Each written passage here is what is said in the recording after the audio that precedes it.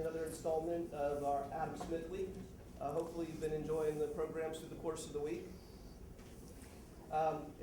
You should have been given an attendance card and a questionnaire.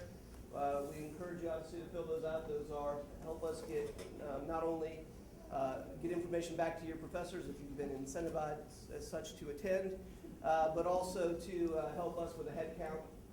You also have a questionnaire. We want to get feedback from you. We want to know what you think of our speakers, so please take the time to fill those out. We're interested. We want to know maybe what else you could tell us about what you thought of the talk today, but also maybe suggestions for future topics and talks. And there is on the table on your way out, there's a box, very nicely labeled, I might add, where you can drop those off, and we'll take care of those to make sure that they get to the right professor, etc. Also, there's information about the Initiative for Public Choice and Market Process, so if you'd like to learn more about some of the other opportunities and the way you can get involved, I would encourage you to pick up the brochures and information. Our next event is actually this evening at 6:30 over in the Stern Center Theater. We're going to be having movie night. We've got a PBS documentary, The Power of Choice, which is a biography of Milton Friedman. There'll be snacks, all right? Can't have a movie without popcorn candy. There'll be popcorn, candy, soda, right? All kinds of good stuff. So encourage you to come out for that if you can. And I'll let you know now about our last event this week, which is tomorrow at noon. If anything that you've experienced through the course of this week has intrigued your interest about economics, and you've been thinking about it as potentially a major, there'll be a session tomorrow at noon led by Professor Sobel about why maybe consider econ as a major. Right? We're going to have some students there, some recent graduates to talk to you about that as well. All right, so without further ado, let me get us started here. I'll tell you a little bit about the mission. The Initiative for Public Choice and Market Process is to advance the understanding of the economic, political, and moral foundations of a free society. And as I suggested, I encourage you not only to find a brochure, but find us online. We have a Facebook page. You can like us and follow what we're doing there. Right, look for us on the web. We have videos of our past lectures. So if you've missed a lecture in the past, there's a whole video library. So find us there. Today, this afternoon, we have Professor Art Carden from Rhodes College. In addition to being an assistant professor at Rhodes College, he is a research fellow with the Independent Institute. He's a senior fellow with the Beacon Center of Tennessee, and a regular contributor to Forbes.com. Professor Carden received his BS and MA in economics from the University of Alabama, and I invited him today, despite the fact that Alabama beat my alma mater, Auburn, 42-14 in the last Iron Bowl. Thank you. That was obligatory, by the way. Mm-hmm. He received his PhD in economics from Washington University in St. Louis, where he studied with Nobel Prize-winning economist Douglas North.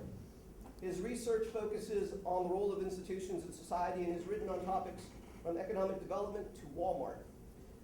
Today he's going to ask with us an interesting question: why not capitalism? With that, I'll give you Professor Carden. All right, thank you. Right, I appreciate your willingness to uphold your end of the your end of our wager on the outcome of the Alabama-Auburn game from this past year. Had Auburn won, I would be wearing an Auburn tie right now as I gave this lecture entitled "Why Not Capitalism," and be immortalized on the internet, giving a lecture titled "Why Not Capitalism" while wearing an Auburn tie. Fortunately, my Alabama Crimson Tide came through, beat the Auburn Tigers, and rolled to victory. Okay. So, tonight I'm asking, why not capitalism? And I'm talking about the tradition of liberty from Adam Smith through Milton Friedman. And I want to begin by talking about two dates before we really sort of get into the meat of the discussion. The first is November 16th, 2006. That was my first semester teaching at Rhodes College, and a couple of very interesting things happened on November 16th, 2006. First, my youngest sister celebrated her birthday. And this was awesome and wonderful because my youngest sister is awesome and wonderful. Second, I published an article on Mises.org about Walmart based on some discussions that I'd had with my students in class. And this article actually ended up being part of the foundation of a research agenda that I and some co-authors have pursued on the effect of Walmart about pretty much anything and everything that we find interesting. Third, Milton Friedman died. Milton Friedman died. Milton Friedman passed away. I remember busting up into my Econ 101 class saying the world is something horrible has happened. The world is a worse place. Why? Because Milton Friedman is no longer with us. And Milton Friedman was absolutely positively one of the towering intellects of the 20th century and one of the great defenders of classical liberalism of all time. The second date that I want to talk about is July 31st, 2012. A couple of great things are going to happen on July 31st, 2012. First, my son Jacob is going to turn 4 years old, and we're going to celebrate appropriately. Jacob is awesome. Jacob is wonderful. Jacob is absolutely fantastic. Jacob brings a lot of stuff into the world. He brought a mouth to feed. He brought hands with which to work. Most importantly, he brought a brain that is developing, and a brain that I hope will someday make the world a better place for all of you. July 31st, 2012 is also the day that Milton Friedman would have turned 100 years old.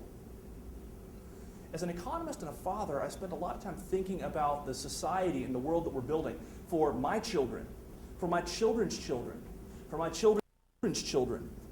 And Milton Friedman's intellectual legacy is a legacy of freedom, a legacy of prosperity, and a legacy of dignity. In short, the legacy of Milton Friedman is a legacy of a brighter future for everybody. So here are a couple of things that I want to focus on during our time together for the next, say, 40 minutes or so. First, I want to ask this question, why not capitalism, in response to a question raised by the philosopher G.A. Cohen in a book that's been published in the last couple of years titled, Why Not Socialism? Socialism is in many respects the antithesis of free market capitalism, so I want to answer this question in light of some contributions from Adam Smith, Ludwig von Mises, Friedrich Hayek, and Milton Friedman. I want to talk about freedom and prosperity under capitalism and help to explain the great historical fact which you discussed with Deidre McCluskey in this very room, I believe, just several weeks ago. I want to talk about freedom and prosperity in what's been called the Age of Milton Friedman, roughly the years from 1980 to 2005, when if Milton Friedman's intellectual legacy really began to take hold, it was probably during this period. I want to talk about objections to capitalism that some of you are probably familiar with if you've taken an introductory economics class. There are lots of reasons, perhaps, to think that free markets may not be everything that we think they're cracked up to be. And then finally, I want to talk about the dignity of commerce, whether commerce is itself dignified. So with that, let's talk about this question of why not socialism, indeed, that will lead us to why not capitalism.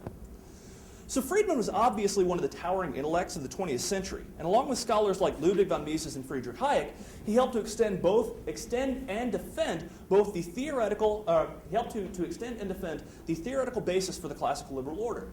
He also helped to extend and defend the empirical basis for the classical liberal order. Friedman was a giant himself, but he stood on the shoulders of other giants, and I want to concentrate in my time here on the practical legacy of some of these giants, specifically Friedman, Adam Smith, Ludwig von Mises, and Friedrich Hayek. They all differed methodologically, and they differed sometimes in their points of emphasis. But in his book, A Conflict of Visions, the economist Thomas Sowell offers Smith, Hayek, and Friedman specifically as examples of what he calls the constrained vision. What makes it constrained is that, as Sowell describes it, it's a fundamentally tragic vision of humanity, of human nature, and the human condition. In describing Adam Smith's vision of human moral limitations, Sowell writes, and I quote, "The moral limitations of man in general, and his egocentricity in particular, were neither lamented by Smith nor regarded as things to be changed. They were treated as inherent facts of life, the basic constraint in his vision. The fundamental moral and social challenge was to make the best use of the possibilities which existed within that constraint, rather than dissipate energies in an attempt to change human nature, and an attempt that Smith treated as both vain and pointless." A similar vision was evident in the work of both Hayek and Friedman. Attempts to base social policy on the conviction that human nature itself could be changed had tragic consequences in the 20th century. So we're going to talk about socialism and freedom. 2012 also helps us celebrate the 50th anniversary of Friedman's classic book, Capitalism and Freedom.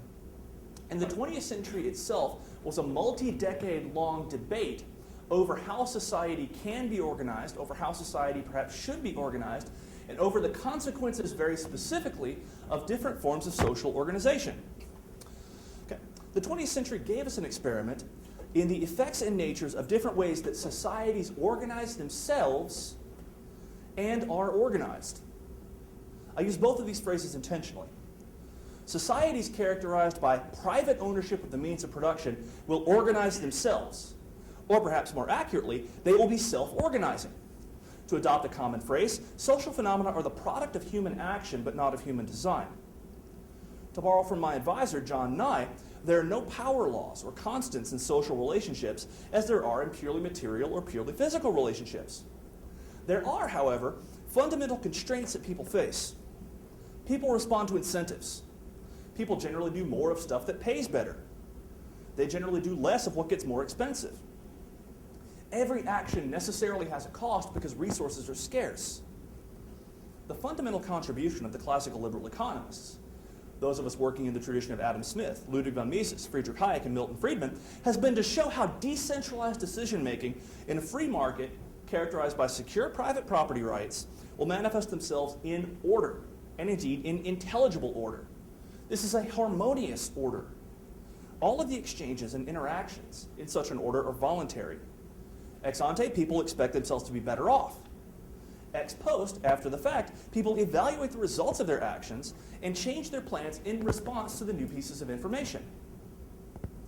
Now, contrast this natural order, this spontaneous order, this harmonious order of a decentralized free society based on free exchange of private property rights. Contrast this with how societies are organized. A society can be organized from the top down through what Ludwig von Mises called the hegemonic bonds, rather than the contractual bonds that might bring people together. People can create order by threatening to limit other people's options using violence.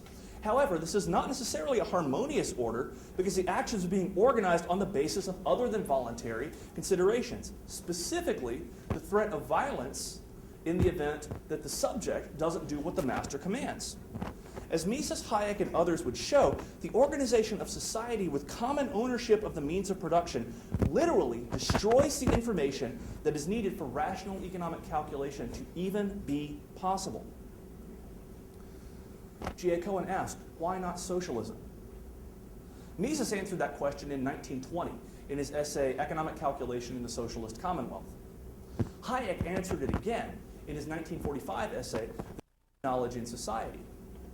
In a world without private ownership of the means of production, in other words, in a world characterized by socialism, the information needed for rational economic calculation literally does not exist and literally cannot exist. The question was answered again, and Mises and Hayek were vindicated when the Berlin Wall came down and when the USSR fell.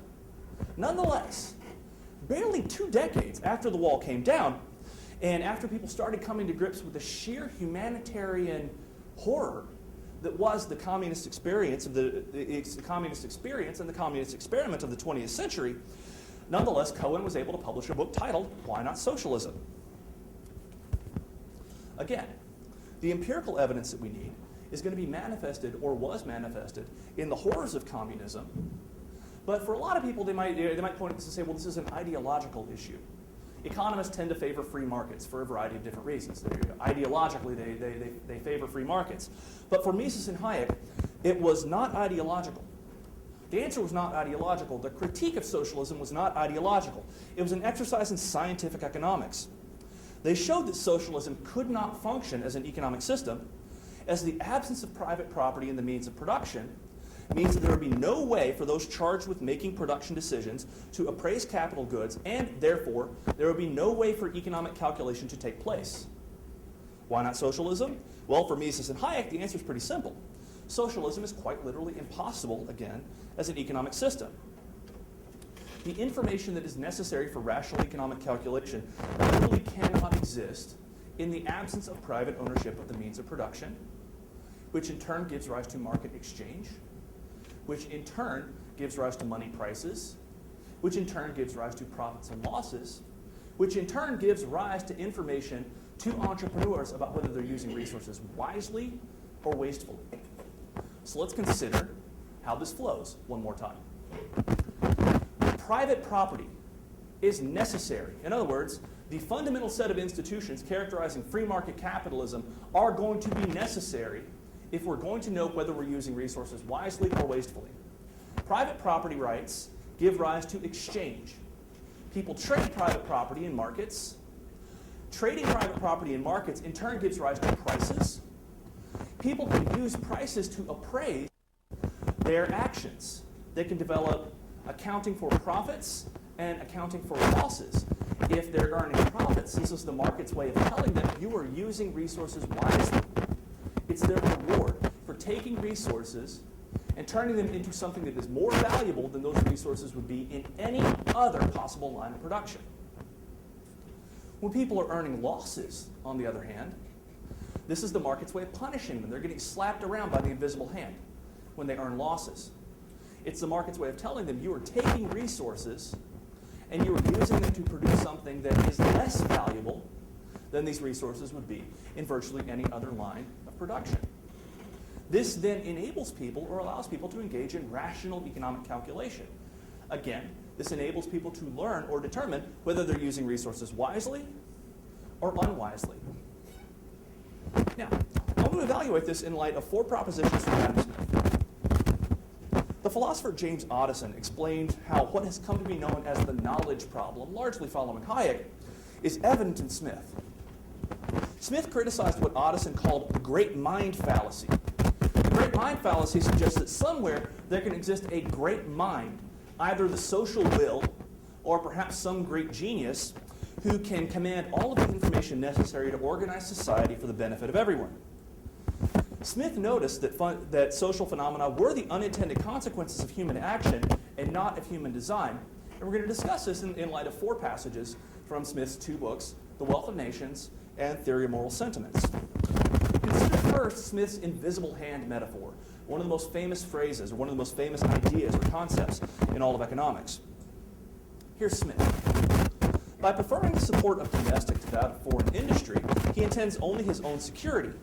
And by directing that industry in such a manner as so its produce may be of the greatest value, he intends only his own gain.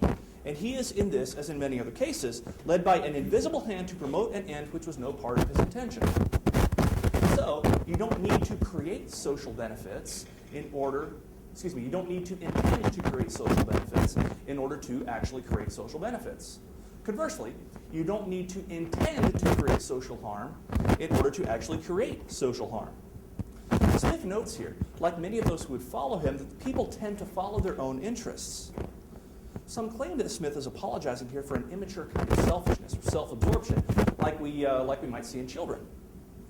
His point, I think, is subtler, though. When we make decisions, we help to promote an end which was no part of our intention. In contrast to claims like the one made by Noam Chomsky when he visited Rhodes College in January, that the economic calamities of the last several years were the result of a system that was designed specifically by powerful special interests to benefit the rich at the expense of the poor, that the system failed because it was designed to fail. Smith pointed out that social phenomena emerge as the unintended consequences of human action. So in contrast to the view that we have a recession because powerful special interests wanted us to have a recession so that we could build the middle class and the lower class, Smith argues that, well, this is the result of subtler, more systemic forces. This is the result of the unintended consequences of human action, not of the intended consequences of evil conspirators. Second, I want you to consider the second part of the paragraph in which Smith introduces the invisible hand. And I want you to think about this in light of something that you've probably been told to do as students at the College of Charleston, just as my students at Rhodes have been told to do, just as students at probably every other institution of higher education have been told to do, and that is to go out and make a difference in the world. Here's Smith. Nor is it always the worse for the society that it is no part of it. By pursuing his own interest, he frequently promotes that of the society more effectually than when he really intends to promote it.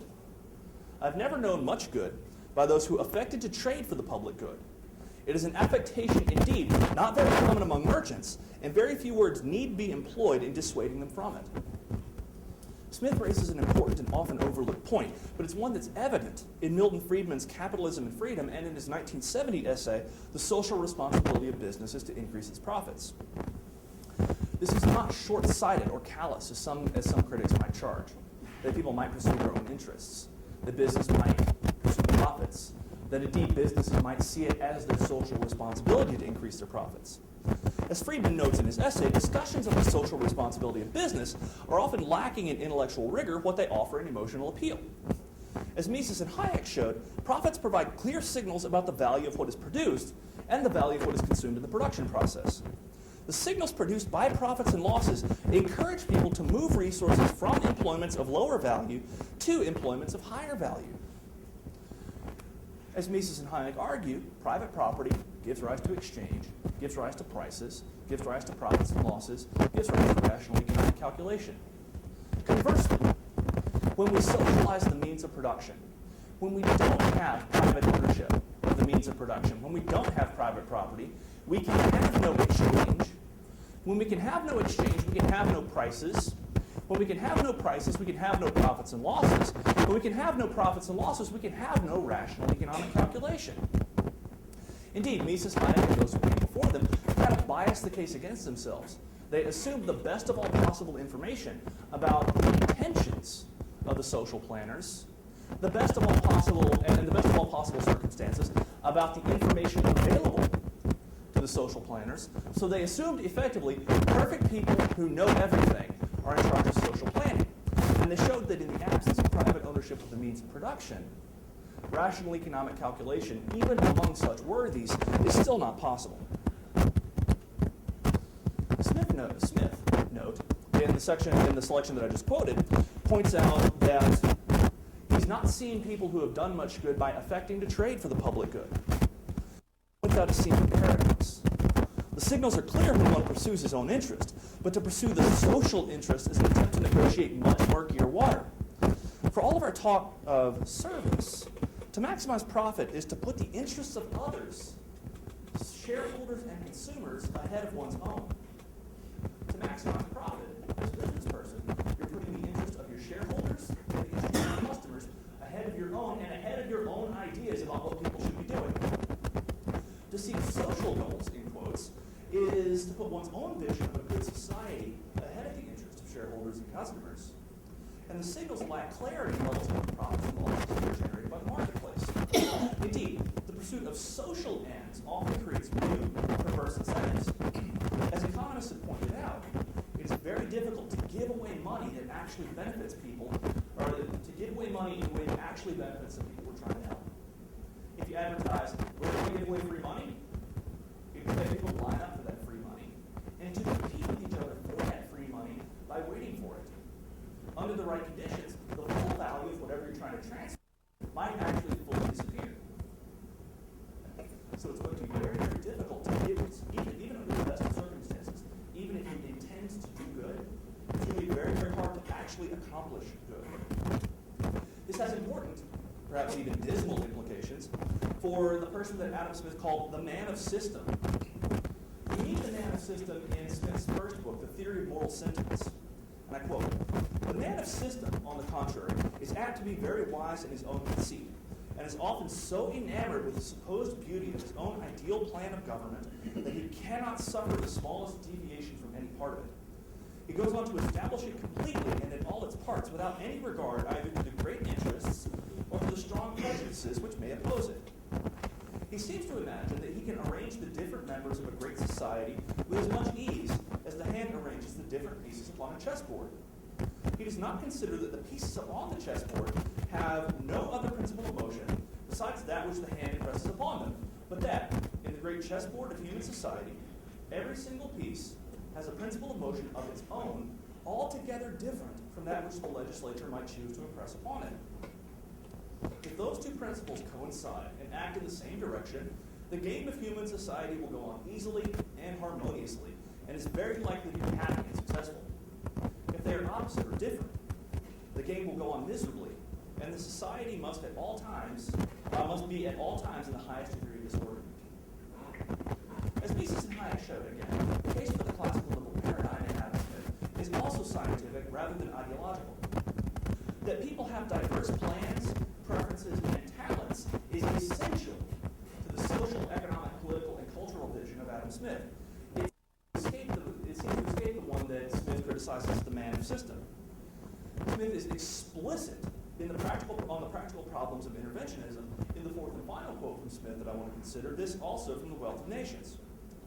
The statesman who should attempt to direct private people in what manner they ought to employ their capitals would not only load himself with a most unnecessary attention, but assume an authority which could safely be trusted not only to no single person, but to no council or senate whatever, and which would nowhere be so dangerous as in the hands of a man who has folly and presumption enough to fancy himself fit to exercise it.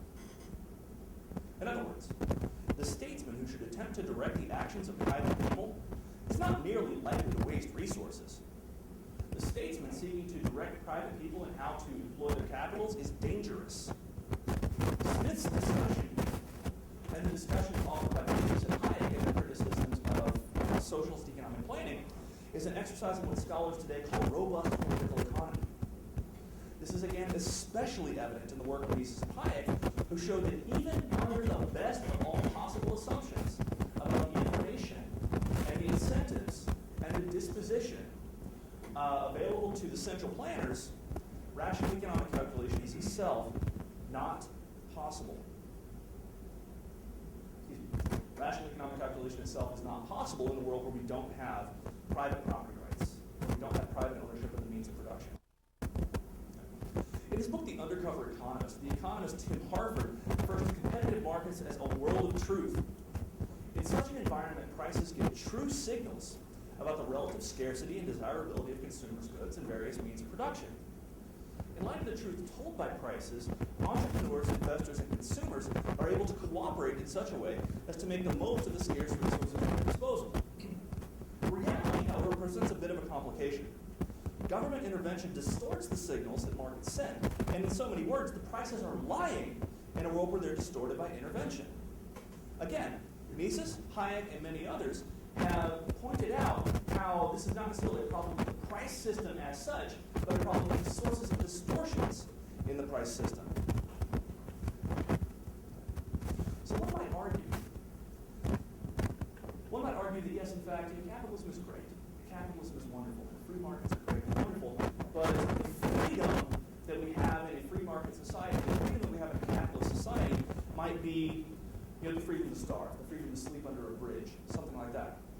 Hayek dedicated the road to serfdom to the socialists of all parties, not to sneer at them, but because he earnestly and honestly showed them the flaws in their reasoning.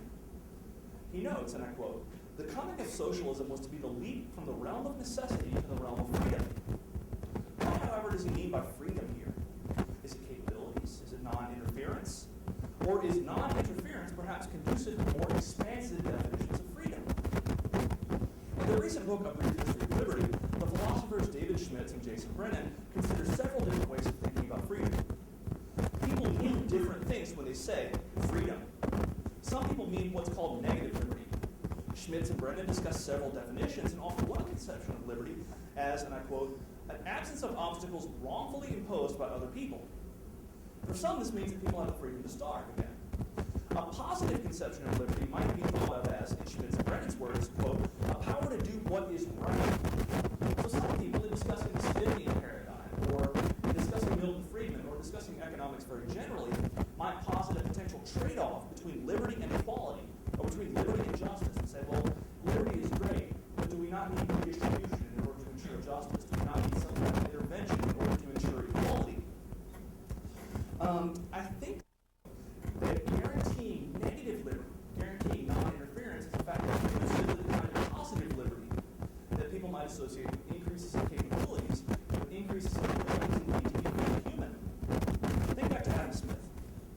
People who pursue their own interests under what we would call tolerable security often produce social benefits that they don't intend, and indeed the benefits are often larger than when people seek to actually go out and make a difference. Moreover, the consequences of trying to put equality or, quote, justice ahead of liberty can be dire.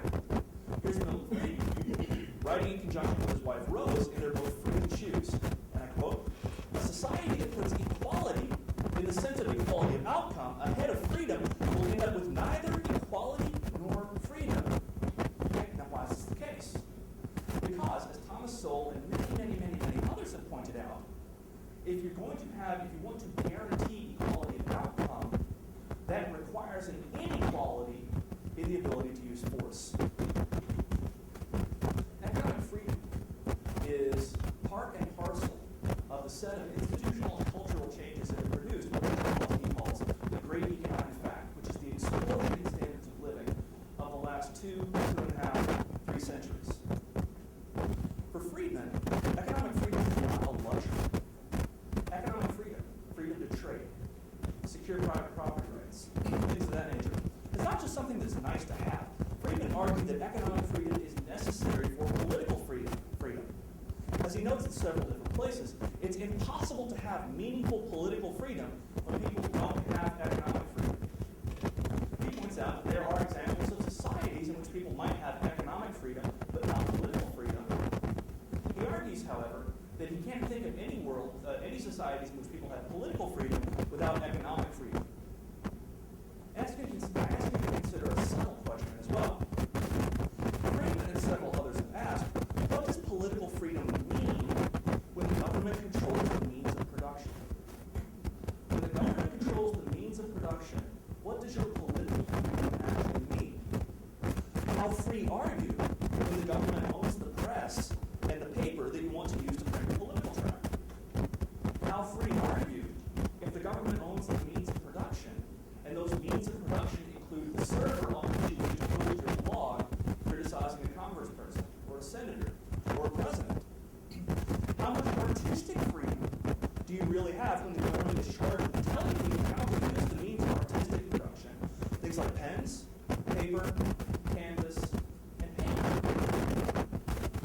How much artistic freedom, how much political freedom do you have in a world where you don't have economic freedom? Friedman would argue not much. I would argue not much. A lot of people would argue not much. And I think there's a case to be made that economic freedom is necessary for political freedom. And furthermore, that negative liberty, being the right of non-interference, is necessary for the kinds of positive liberties, the sorts of expressions of our humanity that we get to see and that we get to observe today. Now, let's consider the distributional consequences of capitalism. Let's consider also the Age of Milton Friedman. Now, Friedman's critics, capitalism is assumed that the rich get richer and the poor get poorer. This is half true. The rich do get richer, but the poor get richer too. And indeed, the poor get richer faster. I can do no better in this case than the words of Nobel laureate Robert Lucas. And I quote, "Of the tendencies that are harmful to sound economics, the most seductive, and in my opinion, the most poisonous, is to focus on questions of distribution. In this very minute, a child is being born to an American family, and another child, equally valued by God, is being born to a family in India.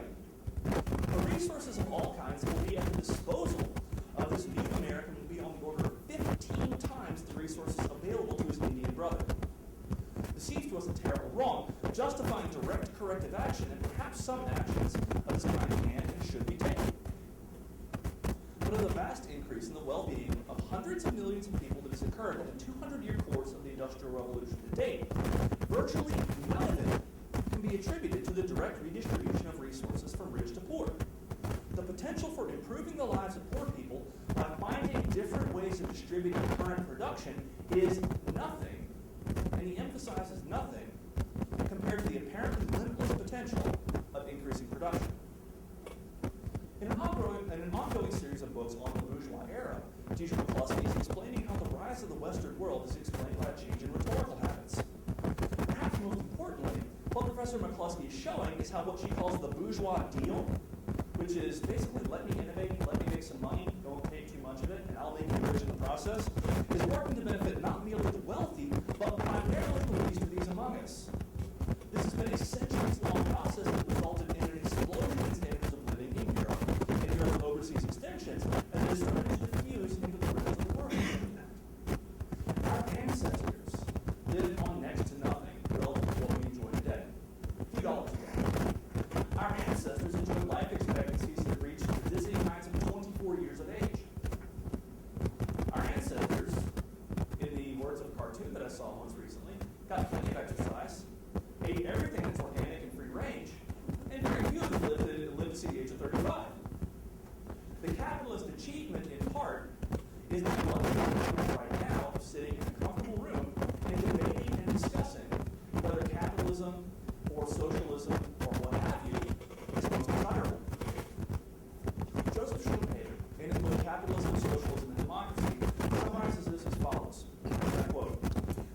doubt some things available to modern workmen that Louis XIV himself would have been delighted to have, yet was unable to have.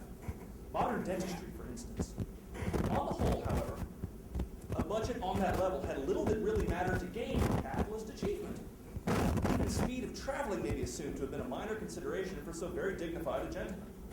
Electric lighting is no great boon to anyone who has money enough to buy a sufficient number of candles and to pay servants to attend to them.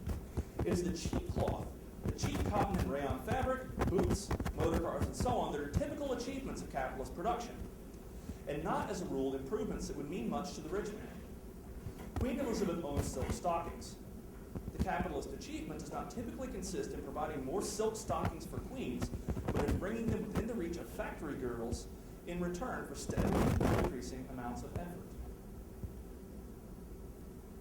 So the capitalist achievement is spreading what used to be limited to the very, very wealthy and making it everyday stuff for the relatively poor. But don't take my word for it.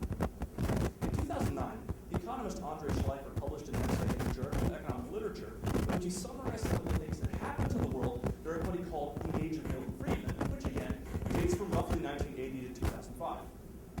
This was, in his words, a period during which, quote, the world embraced free market policies, end quote, and experienced rising living standards across a number of different categories. Why 1980? Schleifer notes that it was in 1979 that Deng Xiaoping began free market reforms in China, and Margaret Thatcher began a program of reform in the United Kingdom. Ronald Reagan was elected president of the United States in 1980, and he too, and I quote, embraced free market policies, end quote. In Schleifer's words, quote, all three of these leaders professed inspiration from the work of Milton Friedman. So the major institutional reforms that we started to get in the late 1970s, early 1980s, ushered in Milton Friedman from 1980 to 2005, during which we had lots and lots and lots of free market reforms. So what happened? Over that 25-year period, worldwide growth in per capita GDP was about 2% per year. Okay, 2% doesn't really sound like a lot, but the average annual growth rate in per capita income for almost the entire existence of the human species has been 0% per year. 2% per year is not bad. At the rate of 2% per year, per capita income can double every 35 years. There were marked improvements in life expectancy, infant mortality, education, and indeed democratization, so expansion of political freedom. The author and I summarized some data, some information on the relationship between economic freedom and prosperity, and in a number of empirical studies, measures of economic freedom are shown to predict a variety of social indicators, including, but not limited to, per capita GDP. In short, I think a bit of time with the empirical literature on economic freedom and various measures of social well-being will convince you that the case for free markets is not merely convincing, but compelling. Indeed, if empirical studies aren't what really floats your boat, if you're interested in natural experiments, I ask you to consider the experience of East and West Germany and both of South Korea during the second half of the 20th century. Both were countries where either side shared relatively common cultures, and both were effectively treated with different institutional regimes. West Germany prospered. South Korea prospered. East Germany, if anything, went backward. North Korea, if anything, also went backward. There are pretty clear indicators that show that free market policies, like those advocated by Milton Friedman, lead to growth, and indeed perhaps lead to prosperity for all. You might be skeptical. You might say, well, I've taken an introductory economics class, and I know that there are certain things that markets do great and certain things that markets might not do so well. Markets might fail. So I'm familiar with the idea of market failure, which occurs when there's lost gains from trade. Indeed, the most common justification for taxation, subsidies, and regulations might include cases where there are positive or negative externalities, where there are information problems, or where there are monopolies. And indeed, if you take an economics exam sometime this semester, you might actually have to show what happens when the government imposes a tax on marginal external cost on a market where a negative externality happens to be generated. It is very easy to explain how an ideal regulator or an ideal taxing authority with ideal incentives and perfect information would tinker with the market Set the tax equal to the marginal external cost. Set the subsidy equal to the marginal external benefit. Find the optimal quantity and do that. Okay? There is perhaps a role for ideal state theorizing in the discussions that we have on public policy, but it's a serious mistake to explain what an ideal policymaker would do, and then infer from that it's what an actual policymaker would do. It's a very simple point that applies an age-old insight from economics. People respond to incentives. Indeed, I'm at the College of Charleston right now at the invitation of the Initiative for Public Choice and Market Process. Public choice is, in short, the application of economic theory to politics. Market process explains how trade coordinates and harmonizes action. If we're going to take market process seriously, then we have to, or excuse me, if we're going to take market failure seriously, we have to be at least as serious about the possibility of government failure. That people acting on behalf of the government may have perfect information, and indeed may have perfect incentives. Government intervention in many cases might actually often be a cure that's much worse than the disease. So the question is not, does the market fail, or the implication being, here's the intervention that will fix it, but how do we compare an imperfect market situation to an imperfect government solution? And I think the answer is a lot harder than most people might want us to believe. Now, you might think that there's some things that are just too important to be left to the market. Things like education and healthcare. These might be examples that come to mind. In light of the incentives that are faced by people who are acting without the constraints of prices, profits, and losses, and without the information that's generated by free markets, intervention, again, might be a cure that's worse than the disease. In light of how market processes assemble and synthesize information, it's probably most appropriate to say not that there's some things like education and healthcare that are too important to be left to the market. Rather, we should probably be saying there's some things like education and healthcare that are too important not to be left to the market. All right. I want to consider another claim, which is that capitalism itself is ugly and dehumanizing. Okay, maybe capitalism delivers the goods, but it results in alienation, where we're alienated from our fellow man, or from our fellow woman, or we spend time wasting time playing video games and reading stupid novels and things like that, instead of sitting around and thinking about the really fine things in life. Critics of our beloved dismal science might concede that governments have problems and the market might deliver the goods, but they might be partisans of the incorrect view, I think, that economists, and particularly economists working in the classical liberal tradition, agree with Gordon Gekko from Wall Street that greed is good. You might know someone who's convinced that the economic way of thinking emphasizes and indeed privileges the pursuit of unrighteous mammon at the expense of virtually everything else. It's possible, though, that you might be mistaken.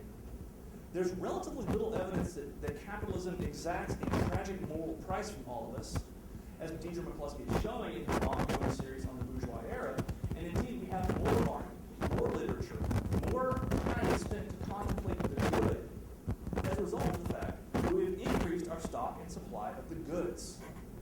A lot of people criticize Walmart, for example. And like Professor Carden mentioned, I study Walmart. It's one of my research areas. And a couple of co-authors and I have written a number of papers in which we show that Walmart entry and Walmart expansion doesn't really seem to diminish on net the quality of life in different communities. It doesn't affect people's values, and it doesn't actually affect how people spend their leisure time. Now, if you've read his lovely critics and none of Friedman's own work, you might be familiar with or a Milton Friedman was a moral monster and perhaps a willing participant in a global free market conspiracy. More generally, you might be familiar with the criticism of economics and economists claiming that economists are simply obsessed with efficiency at the expense of so-called higher values. Here I give you Friedman in a criticism of the welfare state that is just as incisive and robust today as it was when he wrote it in the late 1970s. His is not the concern of a crude materialist. And here's Friedman. The waste is distressing, but it is the least of the evils of the paternalistic programs that have grown to such massive size. Their major evil is their effect on the fabric of our society. They weaken the family, reduce the incentive to work, save, and innovate, reduce the accumulation of capital, and limit our freedom. These are the fundamental standards by which they should be judged. In other words, according to Friedman himself, the problem with the institutions of the welfare state is not necessarily that they reduce the pile of unrighteous mammon at their disposal. Rather, the problem is that they tear apart the very fabric of our society. And indeed, I would object to the idea that we are somehow alienated and demoralized by the fact that we are interacting with one another on the basis of a cash nexus of impersonal exchange. And I'll give you a specific example. So, I'm on Twitter. I joined the 21st century some time ago, and last week I did a lot of traveling as well. And I checked in at Walgreens on Yelp because I needed to buy a 0.85 fluid ounce tube of toothpaste, or at least something that wouldn't be confiscated with the TSA. I said, okay, I'm at Walgreens buying toothpaste. Walgreens, welcome, while in store, stock up for winter with soothing halls, warm-ups, cough drops. I said, okay, great, well, thank you, Walgreens. I really appreciate the suggestion. I don't know that I need cough drops. Now, I wonder if they actually do something, because I woke up on, Saturday morning, and could barely swallow because my throat hurt so badly. Okay, so maybe Walgreens did know something that I didn't. Nonetheless, a friend of mine, Jason Womack, says on Twitter, let's say I'm going to the grocery store. If I tweet that, would I want the store along the way to send me a real-time coupon or special? I responded, well, I don't know, but I felt loved when I got a tweet from Walgreens suggesting I buy cough drops. Then I got a tweet from Walgreens. You are loved. So Walgreens, a giant drugstore chain, affirms me and loves me, much as my family will affirm me and love me. But nonetheless, while it is true that they probably don't love me as much as they love what is in my wallet, I don't really know that this is necessarily as alienating and demoralizing as some people might think. All right, we'll consider the difference-making dignity of commerce as we close out. First, here's the title of Friedman's essay. The social responsibility of business is, I said it earlier, to increase its profits. What do you do when you earn profits? Again, you take resources and you convert them into something that is more valuable than it would be in any other line of production. Further, you do well by your customers. Even further, you do well by your stockholders. If you're working for a corporation and you're working to maximize their profits, there are thousands, indeed perhaps possibly even millions of people whose retirement portfolios might be riding on your decision. So the very act of commerce might itself be noble, might itself actually be dignified, and I would ask you to think about this and perhaps consider it over the weekend. Are you actually making a bigger difference for the material welfare of the least of these among us by doing your job, doing it well, doing it effectively, and doing it efficiently, than by any number of other things you might do in the name of actually helping poor people? I want to close with this. A lot of people object to freedom. They object to the free market society. They object to capitalism. Friedman lays bare the source of some of the objections to freedom. In his words, from page 15 of Capitalism and Freedom, I quote, "Indeed, a major source of objection to a free market economy is precisely that it does this task so well, specifically delivering the goods for people." That's my interjection. It gives people what they want instead of what a particular group thinks they ought to have. Underlying most arguments against the free market is a lack of belief in freedom itself. So I encourage you. Friedman wrote this originally in 1962. I think a lot of the debate is settled. A lot of the debate is settled over which institutions are in fact conducive to human welfare, which institutions are conducive to human flourishing, and indeed, which institutions are conducive to us experiencing and enjoying sort of our full humanity, like everything that makes us human. And I think those institutions, the institutions that are most conducive to that, are those that are consistent with a free society. This is more than just an academic discussion. Ideas matter. Ideas have made hundreds of millions, if not indeed billions of people better off, far better off, than our ancestors have ever been. Ideas will make our children better off. Ideas will make our grandchildren better off. Tragically, in the 21st century, and indeed even now in the 21st century, ideas, specifically very bad ideas, kill people by the tens of millions. So we washed the 20th century in blood, trying to rebel against the ideas of liberty, trying to rebel against some of the ideas of simple individual human dignity. Again, I think this is more than just an academic question. It's more than just an academic discussion. The future hangs in the balance. And I'm happy to answer any questions you guys might have.